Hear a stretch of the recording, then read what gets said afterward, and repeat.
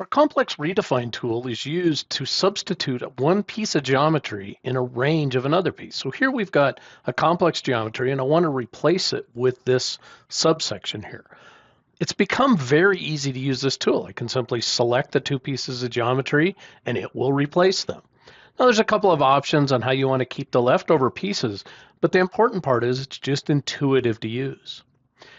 You don't even have to have special connections necessarily to the geometry. Here I've just connected to it, but I'm connecting at some weird angle. It's not on a tangent. It's not necessarily at a particular curve location.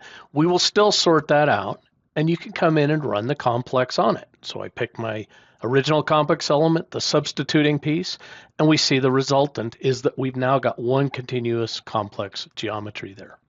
This also carries over to working with vertical. So if your geometries already have profiles on them or vertical geometry on them, and you go in and do a replace, there's a couple of options here on how to handle it, but we'll essentially bring across that vertical geometry. So here's the portions of it left over from the original element, and here's the substituting piece or the replaced piece in the middle.